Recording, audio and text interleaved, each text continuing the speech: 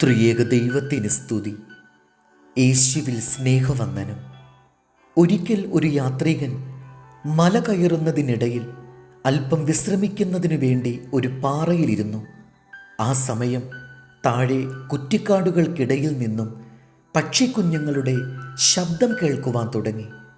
പെട്ടെന്നു തന്നെ തള്ളപ്പക്ഷി കുഞ്ഞുങ്ങൾക്ക് ഭക്ഷണവുമായി വന്നു.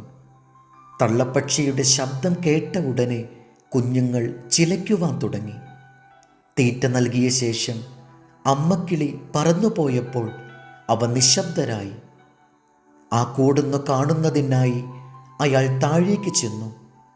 തള്ളപ്പക്ഷിയെ കണ്ടറിയുവാൻ തക്കവണ്ണം അവയുടെ കണ്ണുകൾ തുറന്നിട്ടില്ലെന്ന് അയാൾക്ക് മനസ്സിലായി. അമ്മയെ കാണാതെയാണ് കുഞ്ഞുങ്ങൾ വായി തുറന്നു കൊടുക്കുന്നത്.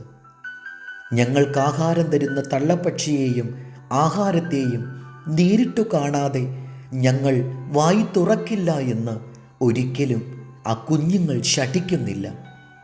അങ്ങനെ വിചാരിച്ചിരുന്നെങ്കിൽ കണ്ണുകൾ തുറക്കുന്നതിന് മുൻപ് അവ നശിച്ചു പോകുമായിരുന്നു. തങ്ങളുടെ അമ്മയുടെ സ്നേഹത്തെക്കുറിച്ച് അവർക്ക് യാതൊരു സംശയവുമില്ല. എല്ലാ സൃഷ്ടികളെക്കാളും ഉന്നതരാണെന്ന് പറയുന്ന നാം സ്വർഗസ്ഥ പിതാവിൻ്റെ സ്നേഹത്തെയും കരുതലിനെയും സംശയിക്കുന്നതിനാൽ ഈ പക്ഷിക്കുഞ്ഞുങ്ങളെക്കാൾ താണ നിലവാരമുള്ളവരല്ലേ എന്ന് സ്വയം ചിന്തിക്കേണ്ടിയിരിക്കുന്നു.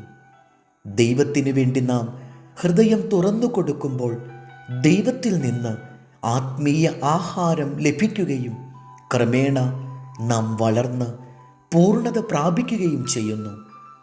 കണ്ണു തുറക്കുന്ന ദിവസം പക്ഷിക്കുഞ്ഞുങ്ങൾ തങ്ങളുടെ അമ്മയെ കാണുന്നത് പോലെ ജീവിത അവസാനത്തിൽ ദൈവസന്നിധിയിലെത്തി നമ്മുടെ മണവാളനെ കണ്ട് സന്തോഷിക്കുവാൻ നമുക്കും ഭാഗ്യമുണ്ടാകും.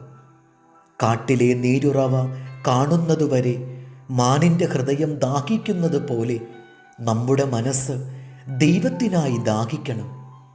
പക്ഷിക്കുഞ്ഞുങ്ങൾ ആഹാരത്തിനു വേണ്ടി വായി തുറക്കുന്നത് പോലെ നാം ദൈവസ്നേഹത്തിനായി വിശപ്പുള്ളവരായിരിക്കണം. എബ്രായർ 11:6. വിശ്വാസം കൂടാതെ ദൈവത്തെ പ്രസാദിപ്പിക്കുവാൻ കഴിയുന്നതല്ല.